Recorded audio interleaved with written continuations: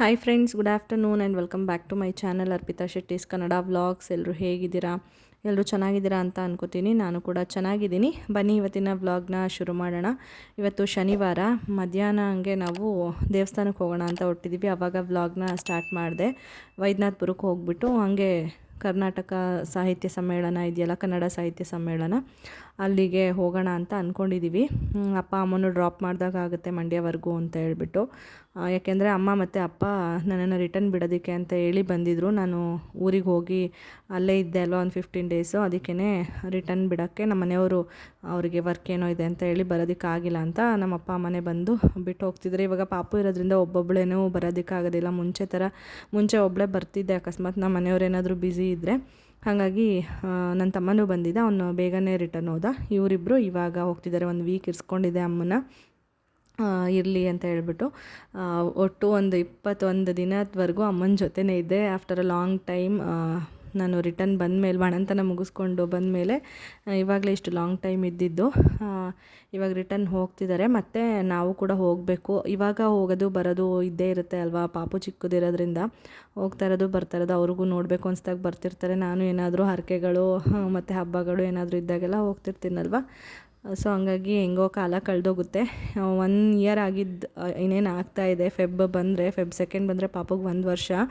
ಹೇಗೆ ಕಳೀತು ಟೈಮ್ ಅಂತಲೇ ನಿಜವಾಗ್ಲೂ ಗೊತ್ತಿಲ್ಲ, ಅಷ್ಟು ಫಾಸ್ಟಾಗಿ ಹೋಗ್ತಾ ಇದೆ. ಪಾಪುಗೆ ಇವತ್ತು ಔಟ್ಫಿಟ್ಟು ನಮ್ಮ ಮನೆಯವರು ಜಪಾನಿಂದ ತಂದಿದ್ದ ಬಟ್ಟೆನಲ್ಲೇ ಒಂದು ಹಾಕಿದ್ದೀನಿ. ಜೀನ್ಸ್ ಟಾಪ್ ಥರ ಇದೆ, ಅದನ್ನು ಹಾಕಿದ್ದೀನಿ. ಮುಂಚೆ ಎಲ್ಲ ಅದು ತುಂಬ ದೊಡ್ಡದಾಗ್ತಿತ್ತು, ಇವಾಗ ಸ್ವಲ್ಪ ಕರೆಕ್ಟಾಗಿ ಆಗುತ್ತೆ.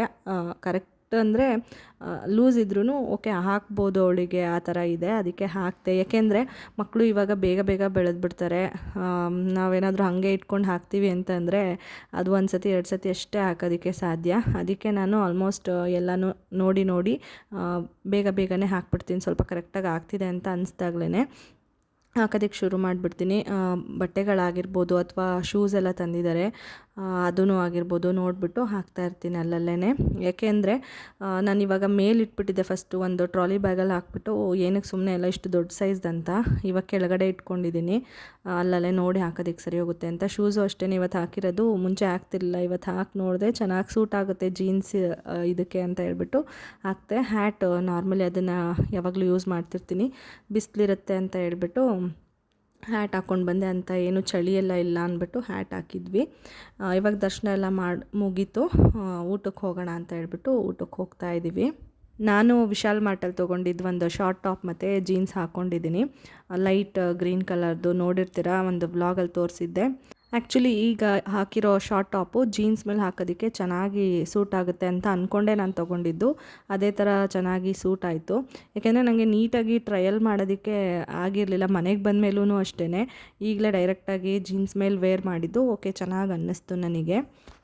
ಇವತ್ತು ಆ್ಯಕ್ಚುಲಿ ಸ್ವಲ್ಪ ಜನ ಇದ್ದರು. ಅಂದರೆ ಊಟದ ಹತ್ತಿರ ಏನು ಅಷ್ಟೊಂದು ಜನ ಇರಲಿಲ್ಲ.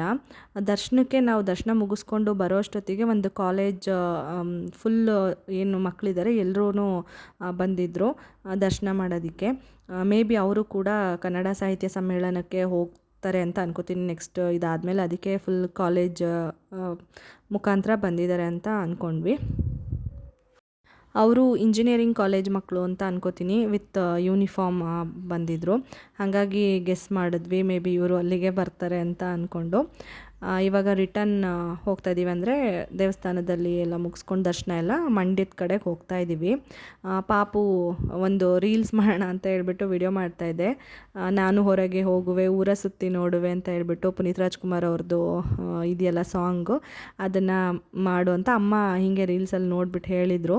ಸರಿ ಇವಾಗ ವಿಡಿಯೋ ಮಾಡಿಕೊಂಡ್ರೆ ಚೆನ್ನಾಗಿ ಬರುತ್ತೆ ಅಂತ ಹೇಳ್ಬಿಟ್ಟು ವಿಡಿಯೋ ಮಾಡಿಕೊಂಡೆ. ಅದ್ರ ಜೊತೆಗೆ ಅಲ್ಲಿ ಮಂದೆ ಕುರಿ ಇತ್ತು. ಅವಳಿಗೆ ಈ ಪ್ರಾಣಿಗಳೆಲ್ಲ ನೋಡಿದ್ರೆ ಮಕ್ಕಳು ಆಲ್ಮೋಸ್ಟು ಇಷ್ಟಪಡ್ತಾರೆ ಅಲ್ವಾ. ಇವಳು ಹಾಗೇ ನೋಡ್ತಾ ಇದ್ಲು. ಹಾಗೆ ಆ ವಿಡಿಯೋನೂ ಕೂಡ ಮಾಡಿಕೊಂಡೆ. ಅದು ಇನ್ಸ್ಟಾಗ್ರಾಮಲ್ಲಿ ಪೋಸ್ಟ್ ಮಾಡಿದ್ದೀನಿ, ನೋಡ್ಬೋದು. ಇನ್ಸ್ಟಾಗ್ರಾಮಲ್ಲಿ ಫಾಲೋ ಮಾಡ್ಬೋದು ನೀವು ನನ್ನನ್ನು. ಲಿಂಕ್ ಡಿಸ್ಕ್ರಿಪ್ಷನ್ ಬಾಕ್ಸಲ್ಲಿ ಕೊಟ್ಟಿರ್ತೀನಿ. ಹಾಗೆ ನೆಕ್ಸ್ಟು ಇವಾಗ ಕನ್ನಡ ಸಾಹಿತ್ಯ ಸಮ್ಮೇಳನಕ್ಕೆ ಬಂದ್ವಿ. ಇಲ್ಲಿ ಒಂದು ಎತ್ತಿನ ಗಾಡಿ ಇತ್ತು, ಅದ್ರ ಮೇಲೆ ಕೂರಿಸಿದ್ವಿ. ಆರಾಮಾಗಿ ಕೂತಿದ್ಲು. ಅದಕ್ಕೆ ಫೋಟೋಸ್ ವಿಡಿಯೋ ತೊಗೊಳ್ಳೋಣ ಅಂತ ಹೇಳ್ಬಿಟ್ಟು ತೊಗೋತಾ ಇದ್ದೀವಿ. ಅವಳು ಫುಲ್ ಖುಷಿ. ಈ ಥರ ಹೊರಗಡೆ ಎಲ್ಲ ಬಂದರೆ ಅವಳು ಜಾಸ್ತಿ ಅಳೋದು, ಹಠ ಮಾಡೋದು ಆ ಥರ ಎಲ್ಲ ಮಾಡೋದಿಲ್ಲ. ಯಾಕೆಂದರೆ ಚಿಕ್ಕದ್ರಿಂದ ಅವಳಿಗೆ ಅಭ್ಯಾಸ ಮಾಡಿಸಿದ್ದೀವಿ.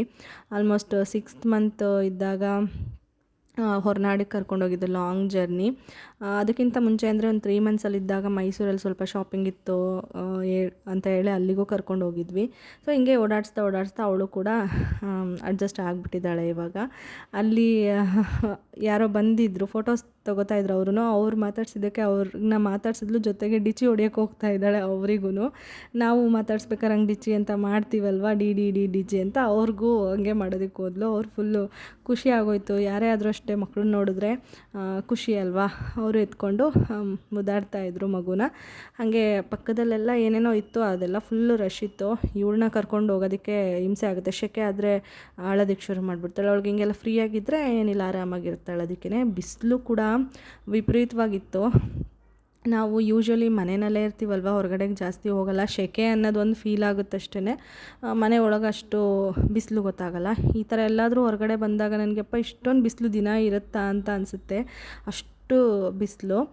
ಇರಲಿ ಪರವಾಗಿಲ್ಲ, ತುಂಬ ದಿನ ಆಗಿತ್ತು ನನಗೂ ಈ ಥರ ಎಲ್ಲ ಬಂದು ಬಿಸಿಲಲ್ಲಿ ಓಡಾಡಿ. ಏಕೆಂದರೆ ಪ್ರೆಗ್ನೆನ್ಸಿ ಟೈಮು, ಬಾಣಂತನದ ಟೈಮಲ್ಲೆಲ್ಲ ಅಷ್ಟು ಯಾರು ಈ ಥರ ಬಿಸಿಲೆಲ್ಲ ಜಾಸ್ತಿ ಹೊತ್ತು ಓಡಾಡೋದಕ್ಕೆ ಹೋಗೋದಿಲ್ಲ, ಮತ್ತು ಹೊರಗಡೆ ಎಲ್ಲ ಬರೋದಕ್ಕೆ ಆಗೋದಿಲ್ಲ ಹೇಳಬೇಕು ಅಂತ ಅಂದರೆ. ಸ್ವಲ್ಪ ಹಿಂಸೆ ಅನಿಸುತ್ತೆ. ಇವಾಗ ಆಲ್ಮೋಸ್ಟ್ ಇವಳು 11 ತಿಂಗಳಿರೋದ್ರಿಂದ ಓಕೆ, ಕರ್ಕೊಂಡು ಬರ್ಬೋದು, ಅಷ್ಟು ಏನು ಹಿಂಸೆ ಅಂತ ಅನ್ಸೋದಿಲ್ಲ. ಸ್ಟಾರ್ಟಿಂಗೆಲ್ಲ ಸ್ವಲ್ಪ ನಾನು ಹೆದರ್ಕೊತಿದ್ದೆ ಈ ಥರ ಕರ್ಕೊಂಡು ಬರೋದಕ್ಕೆ, ಬಿಸಿಲಲ್ಲಿ ಆ ಥರ ಎಲ್ಲ ಕರ್ಕೊಂಡು ಬರೋದಕ್ಕೆ. ಇವಾಗ ಓಕೆ ಅಂತ ಅನಿಸುತ್ತೆ. ಮತ್ತು ಬೇರೆ ಮಕ್ಕಳು ಕೂಡ ತುಂಬ ಜನ ಬಂದಿದ್ದರು, ಚಿಕ್ಕ ಮಕ್ಕಳನ್ನೆಲ್ಲ ಕರ್ಕೊಂಡು ಬಂದಿದ್ದರು. ನಮ್ಮ ಮಂಡ್ಯದಲ್ಲೇ ನಡೀತಾ ಇದೆ, ನಾವೇ ಹೋಗಿಲ್ಲ ಅಂದರೆ ಹಿಂಗೆ ಅಲ್ವಾ. ಅದಕ್ಕೆ ನಮ್ಮ ಮನೆಯವ್ರು ನೆನ್ನೆನೇ ಹೇಳ್ತಾಯಿದ್ರು ಹೋಗೋಣ ಅಂತ ಹೇಳ್ಬಿಟ್ಟು. ಅದಕ್ಕೆ ಇವತ್ತು ಅಮ್ಮ ಅಪ್ಪನೂ ಹೆಂಗಿದ್ರು ಮಂಡ್ಯಕ್ಕೆ ಹೋಗಬೇಕು, ಊರಿಗೆ ಹೋಗೋದಕ್ಕೆ, ಅವ್ರನ್ನೂ ಕರ್ಕೊಂಡು ಒಂದು ರೌಂಡ್ ಇಲ್ಲೆಲ್ಲ ನೋಡಿಕೊಂಡು ಡ್ರಾಪ್ ಮಾಡಿಬಿಟ್ಟು ಬರೋಣ ಅಂತ ಅಂದ್ಕೊಂಡು ಬಂದಿದ್ದು. ಈ ಥರ ಸ್ಟ್ಯಾಚ್ಯೂಸ್ ಎಲ್ಲ ಇತ್ತು, ಅಲ್ಲೆಲ್ಲ ಫೋಟೋಸ್ ತೊಗೊತಾಯಿದ್ರು. ನಾವು ಒಂದು ಸ್ವಲ್ಪ ಫೋಟೋಸ್ ಎಲ್ಲ ತೊಗೊಂಡ್ವಿ ಸ್ಟ್ಯಾಚ್ಯೂಸ್ ಹತ್ರ. ಇಲ್ಲಿ ಒಳಗಡೆ ಬಂದು ಸ್ಟೇಜ್ ಇದೆ, ಅಲ್ಲೆಲ್ಲ ಭಾಷಣ ಎಲ್ಲ ಮಾಡ್ತಾಯಿದ್ರು. ತುಂಬ ಜನ ಸೆಲೆಬ್ರಿಟೀಸ್ ಎಲ್ಲ ಬಂದು ಹೋಗ್ತಾಯಿದ್ರು. ಇವಾಗಲೂ ಕೂಡ ಕೃಷ್ಣೇಗೌಡರು ಅಂತ ಹೇಳಿಬಿಟ್ಟು ಹರಟೆ ಕಾರ್ಯಕ್ರಮದಲ್ಲಿ ಬರ್ತಿದ್ರು ನೋಡಿ, ಅವರು ಮಾತಾಡ್ತಾಯಿದ್ರು. ಇಷ್ಟು ಬಿಸಿಲಿತ್ತಲ್ವ, ನಾನು ಅನ್ಕೊತಾ ಇದ್ದೆ ಮನಸ್ಸಲ್ಲಿ ಮೇ ಬಿ ಸಂಜೆ ಮಳೆ ಬರ್ಬೋದು ಅಂತ. ಹಾಗೇ ಆಯಿತು, 7:30 ಹಂಗೆ ಚೆನ್ನಾಗಿ ಮಳೆ ಬಂತಂತೆ. ನೆಕ್ಸ್ಟು ನಾವು ಆದಮೇಲೆ ನಮ್ಮನೆ ಕೆಳಗಡೆ ಅವರು ಕೂಡ ಹೋಗಿದ್ರು, ಅವ್ರು ಹೇಳ್ತಾಯಿದ್ರು ಸಿಕ್ಕಾಪಟ್ಟೆ ಮಳೆ ಬಂತು. ಮತ್ತು ಅರ್ಜುನ್ ಜನ್ಯ ಅವರು ಎಲ್ಲರೂ ಸೆಲೆಬ್ರಿಟೀಸ್ಗಳೆಲ್ಲ ಬಂದರು ಆ ಟೈಮಲ್ಲಿ ಅಂತ ಹೇಳ್ಬಿಟ್ಟು. 3 ದಿನ ನಡೀತಾ ಇರೋದಿದು, ಶುಕ್ರವಾರ, ಶನಿವಾರ ಮತ್ತು ಭಾನುವಾರ. ಚೆನ್ನಾಗಿ ಇತ್ತು. ಹೊರಗಡೆ ಎಲ್ಲ ಶಾಪಿಂಗ್ ಮಾಡೋರಿಗೆ ಎಲ್ಲ ಥರ ಈ ಎಕ್ಸಿಬಿಷನಲ್ಲಿ ಬರುತ್ತೆ ನೋಡಿ ಐಟಮ್ಸ್ಗಳು, ಆ ಥರ ಎಲ್ಲ ಶಾಪಿಂಗ್ ಮಾಡ್ಕೊಂಡು ಬರ್ಬೋದಿತ್ತು. ನಾವೇನು ಅಷ್ಟಾಗಿ ಏನೂ ತೊಗೊಳಕ್ಕೆ ಹೋಗಿಲ್ಲ, ಬಿಸಿಲಿತ್ತಲ್ವ, ಸುಮ್ಮನೆ ಏನಕ್ಕೆ ಅಂತ ಹೇಳ್ಬಿಟ್ಟು ಆಲ್ರೆಡಿ ಎಲ್ಲ ತೊಗೊಂಡಿದ್ವಿ. ಮತ್ತೆ ಇನ್ನೇನು ಶಾಪಿಂಗ್ ಮಾಡೋದು ಅಂತ ಹೇಳ್ಬಿಟ್ಟು ಒಂದು ರೌಂಡ್ ಸುಮ್ಮನೆ ಹಂಗೆ ಹಾಕ್ಕೊಂಡು ಊಟ ಎಲ್ಲ ಅರೇಂಜ್ಮೆಂಟ್ ಎಲ್ಲ ಮಾಡಿದರು ಊಟಕ್ಕೆ. ನಾವೇನು ಊಟ ಎಲ್ಲ ಮಾಡೋಕ್ಕೆ ಹೋಗಿಲ್ಲ, ಏಕೆಂದರೆ ನಾವು ಈಗ ತಾನೇ ದೇವಸ್ಥಾನದಿಂದ ಬಂದಿದ್ದು, ಅಲ್ಲೇ ಊಟ ಮಾಡ್ಕೊಂಡು ಬಂದಿದ್ವಲ್ಲ, ಹಾಗಾಗಿ ಸುಮ್ಮನೆ ನೋಡಿದ್ವಿ ಅಷ್ಟೇ. ಆ ಕಡೆ ಅಲ್ಲೂ ಕೂಡ ರಶ್ ಇತ್ತು, ಮತ್ತು ಎಲ್ಲ ನೀಟಾಗಿ ವ್ಯವಸ್ಥೆ ಮಾಡಿದರು. ನೆರಳೆಲ್ಲ ಇತ್ತು, ಕೂತ್ಕೊಂಡು ಊಟ ಮಾಡೋದಕ್ಕೆಲ್ಲ ಜಾಗ ಎಲ್ಲ ಇತ್ತು ಅಂತ ಏನೂ ತೊಂದರೆ ಇರಲಿಲ್ಲ. ಬಟ್ ರಶ್ ಇತ್ತು. ಇವಾಗ ಇಷ್ಟೊತ್ತಿಗೆ ಮುಗ್ದೋಗಿರುತ್ತೆ, ನಾನು ಈ ವಿಡಿಯೋ ಪೋಸ್ಟ್ ಮಾಡೋ ಅಷ್ಟೊತ್ತಿಗೆ ಅದು ಕಂಪ್ಲೀಟಾಗಿ ಆಗೋಗಿರುತ್ತೆ. ನೀವು ಯಾರಾದರೂ ಬಂದಿದ್ರಾ ಅಂತ ಹೇಳ್ಬಿಟ್ಟು ನನಗೆ ಕಮೆಂಟ್ ಮಾಡಿ. ಕನ್ನಡ ಸಾಹಿತ್ಯ ಸಮ್ಮೇಳನ ಮಂಡ್ಯಕ್ಕೆ, ಯಾಕೆಂದರೆ ತುಂಬ ಜನ ಬೇರೆ ಬೇರೆ ಕಡೆಯಿಂದ ಎಲ್ಲ ಬಂದಿದ್ದಾರೆ, ಬೆಂಗಳೂರಿಂದ ಎಲ್ಲ ಬಂದಿದ್ದಾರೆ, ಬೇರೆ ಬೇರೆ ಜಿಲ್ಲೆಗಳಿಂದ ಕೂಡ ಎಲ್ಲ ಬರ್ತಿದ್ರು. ನಾನು ಅಬ್ಸರ್ವ್ ಮಾಡಿದೆ, ತುಂಬ ಜನ ಬರ್ತಾಯಿದ್ರು.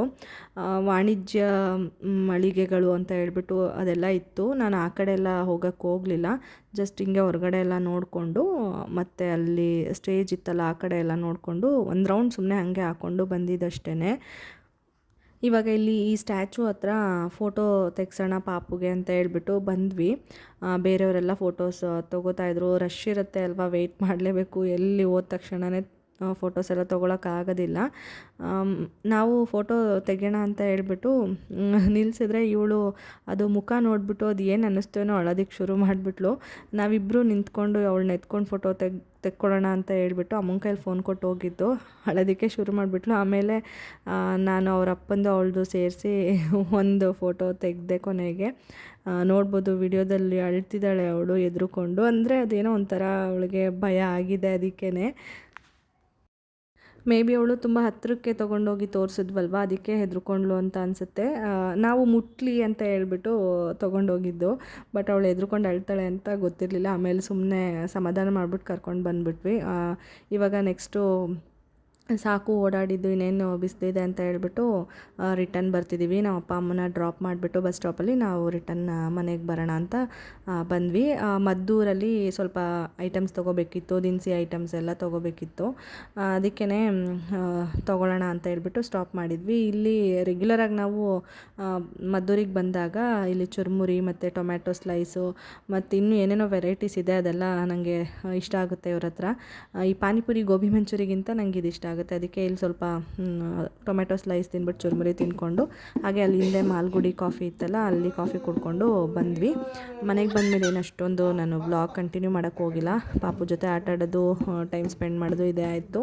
ಕೆಲಸಗಳು, ಊಟ ಮಾಡೋದು, ಅವಳಿಗೆ ಪ್ರಿಪೇರ್ ಮಾಡೋದು, ಡಿನ್ನರ್ ಪ್ರಿಪೇರ್ ಮಾಡೋದು, ಹೀಗೆ ಹಾಗೆ ಹೋಯ್ತು ಟೈಮು. ಅದಕ್ಕೆ ವ್ಲಾಗ್ ಮಾಡ್ಕೊಳಕ್ಕಾಗಿಲ್ಲ. ಅವಳು ಹಿಂಗೆ ಬಾರ್ಸೋದು ಕಲ್ತ್ಬಿಟ್ಟಿದ್ದಾಳೆ, 2 ಕೈಯಲ್ಲೂ ಬಾರಿಸೋದು. ಅದು ನನಗೆ ವಿಡಿಯೋ ಮಾಡಿದೆ, ಅದನ್ನು ಕೂಡ ಪೋಸ್ಟ್ ಮಾಡ್ತಾಯಿದ್ದೀನಿ. ನಿಮಗೆಲ್ಲ ವ್ಲಾಗ್ ಇಷ್ಟ ಆಗಿದೆ ಅಂತ ಕೂಡ ಅನ್ಕೋತೀನಿ. ಇಷ್ಟ ಆಗಿದೆ ದಯವಿಟ್ಟು ಲೈಕ್ ಮಾಡೋದನ್ನು ಮರಿಬೇಡಿ. ಲೈಕ್ ಮಾಡಿ, ಕಮೆಂಟ್ ಮಾಡಿ, ಹಾಗೆ ಸಬ್ಸ್ಕ್ರೈಬ್ ಮಾಡ್ಕೊಂಡಿಲ್ಲ ನನ್ನ ಚಾನಲ್ನ ಅಂದರೆ ಸಬ್ಸ್ಕ್ರೈಬ್ ಮಾಡ್ಕೊಂಡು ಸಪೋರ್ಟ್ ಮಾಡಿ. ಮತ್ತು ನಾನು ನೆಕ್ಸ್ಟ್ ವ್ಲಾಗಲ್ಲಿ ಸಿಗ್ತೀನಿ. ಬಾಯ್.